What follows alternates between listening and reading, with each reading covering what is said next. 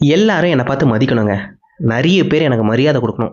இந்த மதிப்பு, மரியாதை அப்படின்ற விஷயம்லாம் என் வாழ்க்கைக்குள்ள வரணும்னா நான் என்ன பண்ணணும்? அப்படின்ற மாரி கேள்வி உங்களுக்குள்ள இருக்குன்னா, நம்மளோட பாட்காஸ்ட்ட சப்ஸ்கிரைப் பண்ணிட்டு ஃபுல்லா கேளுங்க. இன்னைக்கு நம்ம இத பத்தி தான் டீட்டெயிலா பேசப் போறோம். இன்னைக்கான பதிவு மேபி கொஞ்சம் லென்த்தா இருக்கலாம். பட் நீங்க ஸ்பெண்ட் பண்ற இந்த டைம் கண்டிப்பா உங்களோட லைஃபோட ஒரு இன்வெஸ்ட்மென்ட்டா தான் இருக்கும். ஸோ ஃபுல்லா நம்மளோட வீடியோவ பாருங்க. வழக்கம் போல ஒரு கதை. ஒரு ஊர்ல பார்த்தீங்கன்னா, ஒரு அப்பா இருக்கிறாரு. அந்த அப்பாக்கு என்ன ஒரு விஷயம் ரொம்ப அட்மையர் ஆவுது அப்படின்னு சொல்லிட்டு பார்த்தீங்கன்னா, அதே ஊர்ல ஒரு நபர் இருக்கிறாரு. அந்த நபரை எல்லாரும் மதிப்பாங்க. பயங்கரமா மரியாதை குடுப்பாங்க. வாழ்ந்தா இந்த மனுஷன் மாரி தான்ப்பா வாழணும் அப்படின்ற மாரி ஆசை அவருக்கே இருக்கு. தான் அப்படி வளர முடியல. ஆனா தான் பையன அப்படி வளர்க்கணும் அப்படின்ற ஆசை அவருக்குள்ள ரொம்ப ஆழமா பதிஞ்சிருச்சு. அவரோட பையனை என்ன பண்றாரு அப்படின்னு சொல்லிட்டு பார்த்தீங்கன்னா, அங்க சுத்துப்பத்து கிராமத்திலேயே இருக்கிறதுலயே ஒரு பெஸ்ட்டான ஒரு குருகுலம் இருக்கு. அந்த குருகுலத்துல எடுத்துட்டு போய் சேர்க்கணும். ஏன்னா, அங்க தான் பயங்கரமான டீச்சிங் இருக்கு அப்படின்ற ரீசனுக்காக அங்க எடுத்துட்டு போய் சேர்க்கிறாரு.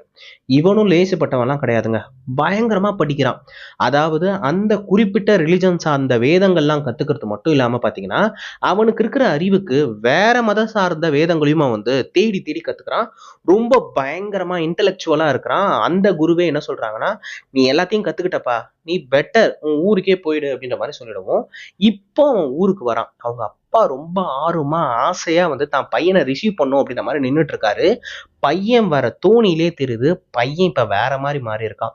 அவன் கண்ணுல ஒரு திமிரு, அகங்காரம் அப்படிலாம் சொல்லுவாங்க பார்த்தீங்களா? ஸோ அந்த மாரி விஷயம்லாம் வந்து அவனுக்குள்ள மாறி இருக்கிறத இவரால உணர முடியுது. அவனோட நடையே வேற மாரி மாறியிருக்கு. சுத்தி இருக்கிறவங்கலாம் ஒரு மாரி திமிராவே பார்க்குறான். உங்களுக்கெல்லாம் ஒண்ணும் தெரியாது. ஆனா எனக்கு எவ்வளவு விஷயம் தெரியும் தெரியுமா? அப்படின்ற மாரி ஒரு மாரி மெதப்பிலே திரிஞ்சுட்டு இருக்கான். 1 நாளாவது, 2 நாளாவது இது தொடர்ச்சியா போயிட்டே இருக்கு. சுத்தி இருக்கிற மக்கள்லாம் அவன மதிப்பா பார்க்கணும், மரியாதையோட பார்க்கணும் அப்படின்ற மாரி தான் இவரு ஆசைப்பட்டாரு. ஆனா மக்கள்லாம் இவன ரொம்ப பயமா பார்க்குறாங்க. ஏன்னா அவன் அவ்ளோ திமிரா நடந்துக்கிறான். இவனா ரொம்ப திமிரு பிடிச்சவங்க, அவன்கிட்ட எதுக்கு பேசிக்கிட்டு அப்படின்ற மாரி, அவன் இருக்கிற திசைய பக்கமே வராம வேற திசை பக்கம்லாம் போக ஆரம்பிக்கிறாங்க. இது எல்லாத்தையும் பார்த்துட்டு இருக்கிற அந்த அப்பாவுக்கு ரொம்ப கஷ்டமாவே இருக்கு. ஒரு நாள் என்ன ஆகுது அப்படின்னு சொல்லிட்டு பார்த்தீங்கன்னா, சுத்தி இருக்கிறவங்ககிட்டலாம் இவன் மரியாதைய கேட்டு வாங்க ஆரம்பிச்சுடுறான். "ஏய்! ஒழுங்கா எனக்கு மரியாதை குடுங்க. ஏன்னா எனக்கு இவ்ளோ விஷயம் தெரியும். உங்களுக்கெல்லாம் அதெல்லாம் தெரியாது. அதெல்லாம் கத்துக்கிட்டு நான் வந்திருக்கேன்னா, எனக்கு நீங்க மதிப்பு மரியாதை குடுத்து தான் ஆகணும்." அப்படின்ற மாரி டிமாண்ட் பண்ணி மரியாதைய வாங்க ஆரம்பிக்கிறது இவருக்கு செம கடுப்பாயிடுது. என்னதான் இருந்தாலும் மரியாதைன்ற ஒரு விஷயம் உள்ளூர்ல இருந்து வரணும். நாம கேட்டு வாங்கக்கூடாது அப்படின்றது அவங்க அப்பாவோட ஒரு தாட். அதனால என்ன பண்றாருன்னா, அவன கூப்ட்டு பேசுறாரு. "தம்பி இது பண்றது சரியில்ல. அதாவது நீ நடந்துக்கிற விதம் எல்லாமே மாறி இருக்கு. பின்ன என்னப்பா பண்றது? எனக்கு அவ்ளோ அறிவு இருக்குப்பா. அவ்ளோ அறிவு வந்து நான் கத்துக்கிட்டு வந்திருக்கேன். அதனால இதெல்லாம் இருக்கத்தானே செய்யும். அறிவு தான் இருக்கு. உனக்கு ஞானம் கிடையாது." அப்படின்ற மாரி சொல்லவும், இப்ப பையன் யோசிக்கிறான். அறிவு வேற, ஞானம் வேறவா? அப்பா அறிவு தான்ப்பா எல்லாம். ஞானம்ன்றது அது அறிவு தான்ப்பா. அறிவு வேற, ஞானம் வேற அப்படின்ற மாரி அப்பா அடிச்சு சொல்றாரு. அறிவு வேற, ஞானம் வேறவா? அது எப்படிப்பா? எல்லாம் ஒண்ணுதான்ப்பா அப்படின்ற மாரி இவன் மறுபடியும் பேசிட்டு இருக்கவும், உலகத்திலேயே யாராலயும் கத்துக்க முடியாத ஒரு விஷயத்தையா நீ கத்துட்டு வந்திருக்க? அப்படின்ற மாரி கேட்கவும், அவன் யோசிச்சு பார்க்குறான். கத்துக்க முடியாத விஷயத்தையா நான் கத்துட்டு வந்திருக்கேன்? வேதம்ன்றது எல்லாருக்கும் பொதுவானது. அத ஒருத்தங்க எனக்கு டீச் பண்ணியிருக்காங்க. நான் கத்துக்கிட்டு வந்திருக்கேன்னா, அப்ப அது கத்துக்க முடிஞ்ச ஒரு விஷயம் தானே! ஆனா அப்பா கத்துக்க முடியாத ஏதாவது ஒரு விஷயத்தையா கத்துட்டு வந்திருக்கேன்ல கேட்டிருக்காரு. ஆ கேள்வி சரியா இருக்கனா, நம்மகிட்ட அதுக்கான பதில் இல்ல. இல்லப்பா, அப்படிலாம் ஒண்ணும் இல்ல. கத்துக்கக்கூடிய விஷயம் தான் கத்துட்டு வந்திருக்கேன். கரெக்ட். அப்போ இந்த உலகத்துல யாராலும் கத்துக்க முடியாத ஒரு விஷயத்த நீ கத்துக்கிட்டு வா. அப்ப நான் ஒத்துக்கிறேன். உனக்கு ஞானம் இருக்கு அப்படின்றத. அப்படின்ற மாரி அவங்க அப்பா சொல்லவும், இப்ப அவனுக்கு ஒரே மண்டை சூடாவுது. அப்பா யாராலயும் கத்துக்க முடியாத ஒரு விஷயத்த கத்துக்கிட்டு வா அப்படின்ற மாரி சொன்னீங்கன்னா, அத யாருப்பா சொல்லிக் குடுக்குறது? அப்படி ஒரு விஷயம் இருக்குன்னா, அத சொல்லிக் குடுக்குறவங்களுக்கு அந்த விஷயம் தெரிஞ்சிருக்கணும்ல. அப்படி ஒரு விஷயம் இருக்கு. நீ மறுபடி திரும்ப போ. உன் குருநாதர் கிட்ட இத பத்தி கேளு. அவரு சொல்லிக் குடுப்பாரு அப்படின்ற மாரி சொல்லவும், அப்பா அவர் தான் எல்லாத்தையும் சொல்லிக் குடுத்தாச்சு. இதுக்கப்புறம் சொல்லிக் குடுக்கறதுக்கு ஒண்ணுமே இல்லன்னு தானே என்ன அனுப்பிச்சாரு. இந்த கேள்விய கேட்டு நீ பதில் தெரிஞ்சுட்டு வா போ அப்படின்ற மாரி அப்பா வந்து தெரத்தி விட்டுறாரு. அதே மாரி அந்த பையன் திரும்ப வரான். குருநாதருக்கு ஆச்சரியமா இருக்கு. "டேய்! என்னடா திரும்ப வந்திருக்க? ஏதாவது விட்டுட்டு போயிட்டியா?" அப்படின்ற மாரி கேட்கவும், அதெல்லாம் இல்ல குருவே. அப்பா வந்து என் கூட சண்டை போட்டாரு. அறிவு வேற, ஞானம் வேற அப்படின்ற மாரி என்கிட்ட சண்டை போட்டாரு. அப்போ இந்த ஒரு விஷயத்த அவர் வந்து கேட்டாரு. "உலகத்திலே யாராலயும் கத்துக்க முடியாத விஷயத்தையா நீ கத்துட்டு வந்திருக்க? முதல்ல யாராலயும் கத்துக்கவே முடியாத ஒரு விஷயத்த கத்துக்கிட்டு வா." அப்படின்ற மாரி என்கிட்ட சொல்லி அனுப்பிச்சுட்டாரு. அதுவும் உங்ககிட்ட கேட்டீங்கன்னா இதுக்கான பதில் கிடைக்கும் அப்படின்னும் சொல்லி அனுப்பிச்சாரு. ஓ! கத்துக்க முடியாத விஷயத்த கத்துக்க சொல்லியிருக்காரா? சரி விடு. ஒண்ணும் பிரச்சனை இல்ல. கத்துக் குடுத்துடலாம். அப்படின்ற மாரி குரு அசால்ட்டா ஹேண்டில் பண்றாரு. குருவே! அப்ப உண்மையிலேயே கத்துக்க முடியாத விஷயம்னு ஒண்ணு இருக்கா? அப்படி இருந்துச்சுன்னா அத கத்துக்க முடியும்னு வேற நீங்க சொல்றீங்க. அது எப்படி எனக்கு ஒண்ணுமே புரியலையே. உண்மையிலேயே கத்துக்க முடியாத விஷயம்லாம் இருக்குப்பா. இருக்கா? ஆனா நீங்க அத பத்தி என்கிட்ட இதுவரைக்கும் பேசுனதே கிடையாதே. ஆமா, நீ கூட தான் அத பத்தி கேட்டதே கிடையாது. இப்ப தானே கேட்கிற. சரி கேட்ட சொல்லிக் குடுப்போமே அப்படின்ற மாரி குரு அசால்ட்டா தான் இப்பவும் பேசிட்டு இருக்காரு. சரி குருவே நான் இத கத்துக்கணும். நான் இதுக்காக என்ன வேணாலும் பண்ண தயார். எவ்வளோ காலம் பிடிக்கும் சொல்லுங்க அப்படின்ற மாரி கேட்கவும், காலம்லாம் சொல்ல முடியாதுப்பா. அது ஒவ்வொருத்த பொறுத்து மாறும். அது உன்னோட ஞானத்த பொறுத்து, அறிவ பொறுத்து கிடையாது. நீங்களும் அதையே சொல்றீங்களே குருவே! அறிவு வேற, ஞானம் வேறயா? ஆமாம்ப்பா. நீ என்ன பண்றன்னா, போ நம்ம குருகுலத்துக்கு மொத்தம் எவ்வளோ அனிமல்ஸ் சம்மந்தப்பட்டிருக்கு, எல்லாத்தையும் கணக்கு எடுத்துட்டு வா அப்படின்ற மாரி சொல்லுவாங்க. இவனும் போறான், கணக்கு எடுத்துட்டு வரான். ஆடு இத்தன இருக்கு, மாடு இத்தன இருக்கு, எருமைகள் இத்தன இருக்கு அப்படின்ற மாரி எல்லா கணக்கையும் எடுத்துட்டு வந்து, குருவே கிட்டத்தட்ட 400 அனிமல்ஸ் நமக்கு சொந்தமா இருக்கு. 400 இருக்குமா? சரி ஓகே. இந்த 400 அனிமலையும் நீ என்ன பண்ற? கூட்டுட்டு நம்மளோட காட்டுக்கு போயிடு. காட்டுக்குள்ள இந்த அனிமல்ஸ்லாம் கிட்டத்தட்ட 1000 வால்யூம தொட்டதுக்கு அப்புறம் திரும்ப வா. அப்போ இதுக்கு நடுவுல நான் போயிட்டு போயிட்டுலாம் வரக்கூடாதா? ம்ஹ்ம்.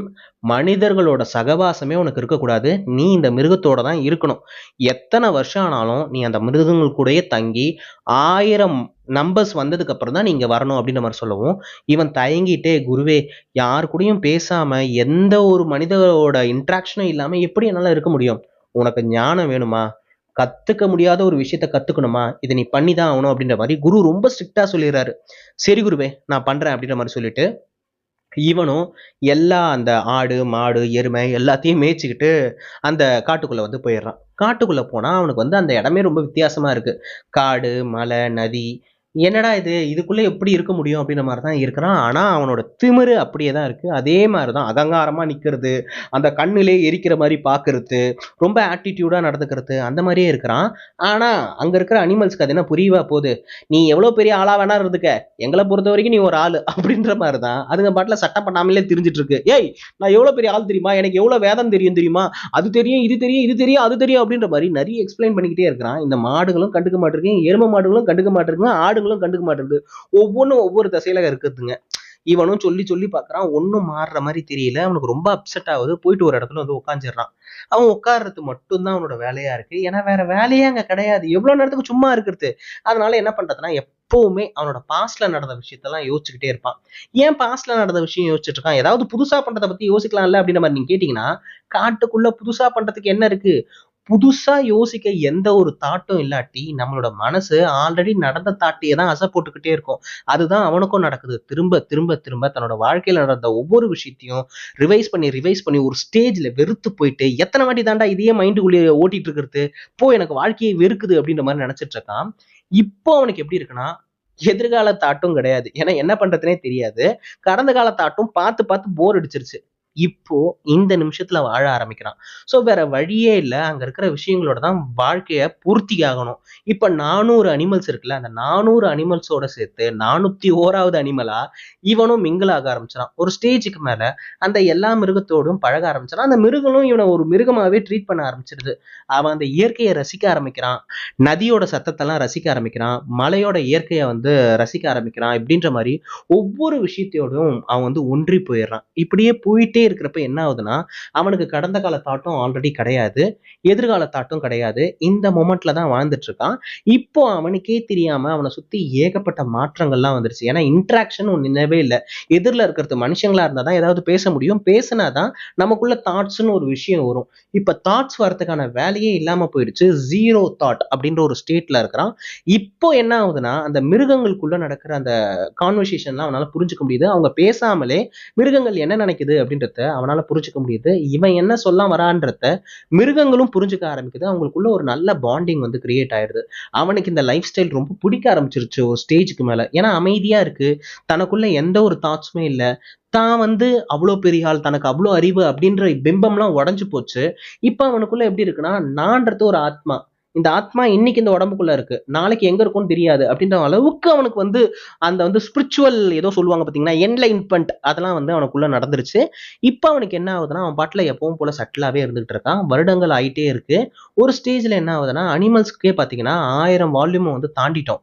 ஆனா இன்னும் அவன் வந்து ரிட்டர்ன் போணும் அப்படின்றது அவனுக்கு ஞாபகமே வரல. அவன் மறந்துட்டான். அப்படி ஒரு விஷயம் நடந்ததையே மறந்துட்டான். அவனுக்கு போய் ரிமைண்ட் பண்ணணும் அப்படின்ற மாரி அனிமல்ஸ்லாம் என்ன பண்ணுதுன்னா, மொத்தமா அந்த 1000 அனிமல்ஸும் வந்து அவன சுத்து கட்டி வந்து உட்கார வச்சிருதுங்க.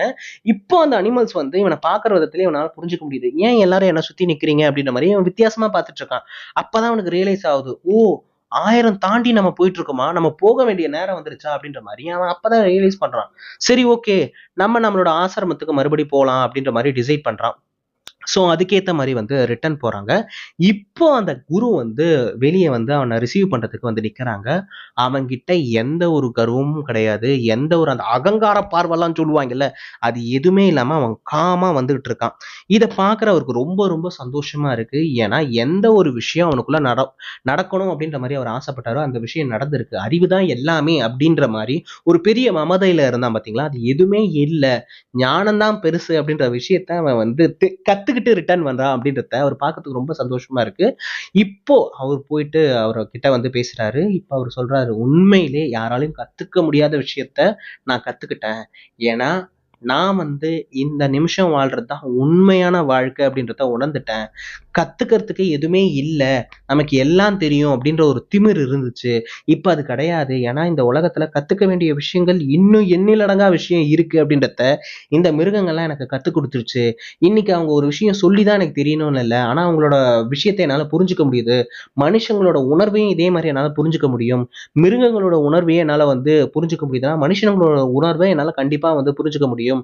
கத்துக்க முடியாத ஒரு விஷயத்த கத்துக்கிட்டேன் அப்படின்ற மாரி குரு கால்ல விழுந்து ஆசீர்வாதம் வாங்கிட்டு, இப்போ போறேன்டா என் தகப்பன் முன்னாடி அப்படின்ற மாரி ரொம்ப சந்தோஷமா போறாங்க. அதே விஷயத்த தான் அவங்க அப்பாவும் எதிர்பார்த்தாரு. அந்த விஷயம் இப்ப அந்த ஊர் மக்கள் கிட்ட இருந்து அவருக்கு கிடைக்க ஆரம்பிச்சிருச்சு. அவருக்கு ரொம்ப ரொம்ப சந்தோஷம். அதாவது அந்த ஊர்லயே பெரிய மதிக்கத்தக்க ஒரு மனுஷங்க இருந்தாரு பார்த்தீங்களா?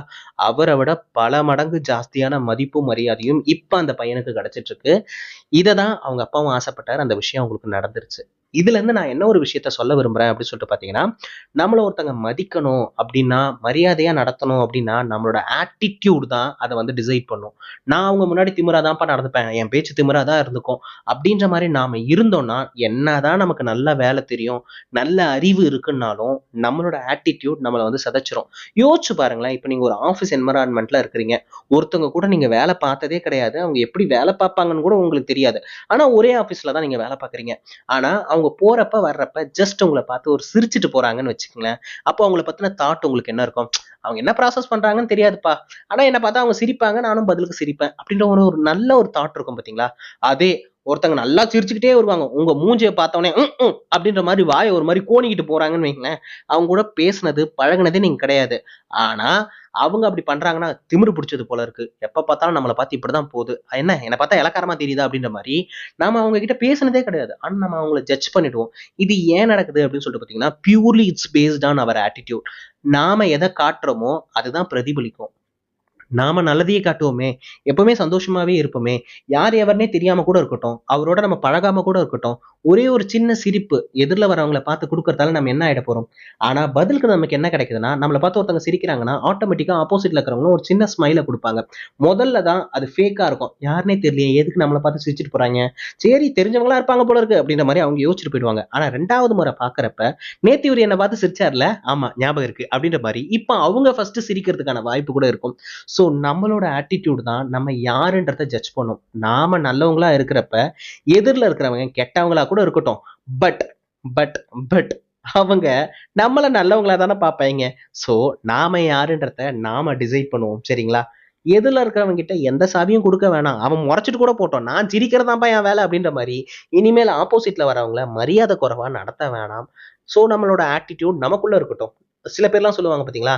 என் வேலை நான் யாருன்றத டிசைட் பண்ணும். அது பேசட்டும். மத்ததெல்லாம் தேவையில்ல அப்படின்ற மாரிலாம் சொல்லுவாங்கல்ல. எஸ். ஆனா, இந்த விஷயமும் ரொம்ப ரொம்ப அடிப்படையான விஷயம். சில நேரம் don't judge a book by its cover அப்படின்ற மாரிலாம் சொல்லுவாய்ங்க. பட் உண்மைய சொல்லணும்னா, என்னோட அலமாரியிலேயே ஏகப்பட்ட அந்த கவர் ஃபோட்டோ நல்லா இருக்குன்ற காரணத்துக்காக புத்தகங்கள்லாம் வாங்குன ஆள் தான் நானு. உண்மையிலேயே அந்த cover paper also it's a matter. So நாம இனிமேல் சந்தோஷமா இருப்போம்.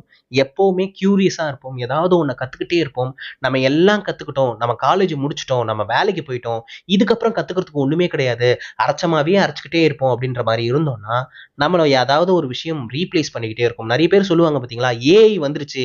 கண்டிப்பா இவங்களுக்கான ஜாப்லாம் ரீப்ளேஸ் ஆயிடும் அப்படின்ற மாரி சொல்லுவாங்கல்ல. அது உண்மை கிடையாது. ஏஐ வந்து ஒரு பர்சனை வந்து ரீப்ளேஸ் பண்ணல. ஏஐ தெரிஞ்ச ஒரு பர்சன் தான் உங்கள ரீப்ளேஸ் பண்றாங்க. ஸோ அந்த தெரிஞ்ச பர்சனா நீங்க மாறுங்க. அடுத்து ஏதாவது அப்டேட் வருதுன்னா தேடி தேடி கத்துக்குங்க. இவ்வளவுதான் முடிஞ்சிருச்சு. இதுக்கப்புறத்துக்கு கத்துக்கிறதுக்கு ஒண்ணுமே இல்ல அப்படின்னு சொல்லிட்டு நீங்க எங்க ஸ்டாப் ஆகுறீங்களோ, அங்கதான் உங்க அழிவோட ஆரம்பமும் ஸ்டார்ட் ஆகுது. ஸோ எப்பவுமே நம்ம ஒரு லேர்னராவே இருப்போம். கத்துக்கிட்டே இருப்போம். நம்ம கத்துக்கிற எந்த ஒரு விஷயமும் பயன்படாம போயிடாது. வாழ்க்கையில ஏதோ ஒரு மூலைக்கு பயன்பட்டுக்கிட்டே இருக்கும். அப்படி தொடர்ச்சியா கத்துக்கிற நபரா நீங்க இருந்தீங்கன்னா, உங்கள தேடி அந்த மதிப்பும் மரியாதையும் வரும். ஐ ஹோப் இன்னைக்கு நான் சொன்ன இந்த விஷயம் கண்டிப்பா எல்லாருக்கும் பயனுள்ளதா இருக்கும்னு நான் நினைக்கிறேன் அண்ட் நம்புறேன். எல்லா மனசும் ஒரு சின்ன பாராட்டுக்கு தானே எங்க கிடக்கு. உங்களுக்கு இந்த பதிவை பத்தியோ இல்ல என்ன பத்தியோ ஏதாவது சொல்லணும்னு இருந்துச்சுன்னா அதை மறக்காம கமெண்ட் பாக்ஸ்ல வந்து சொல்லுங்க. உங்களுக்கு இந்த பதிவு பிடிச்சிருக்கும் பட்சத்துல இந்த பதிவு நிறைய பேருக்கு போய் சேர்ந்தா கண்டிப்பா பலரோட வாழ்க்கையை மாத்தும் அப்படின்ற மாதிரி உங்களுக்கு தோணும் பட்சத்துல நம்மளோட வீடியோ கீழேயே ஹைப்னு ஒரு பட்டன் இருக்கும். அந்த பட்டனை நீங்க கிளிக் பண்ணிக்கிட்டீங்கன்னா இந்த வீடியோ பல பேருக்கு போய் சேர்றதுக்கான வாய்ப்பு நிறையவே இருக்கு. ஸோ அதையும் சேர்த்து நீங்க பண்ணிடுங்க. நான் ஆல்ரெடி சொன்ன மாதிரி நாளைக்கு இன்னொரு ஒரு கதையோடும் கருத்தோடும் டெஃபினட்டா நான் உங்களை வந்து சந்திக்கிறேன். அதுவரை உங்களிடமிருந்து விடைபெறுவது நான் மட்டும்தான். நன்றி.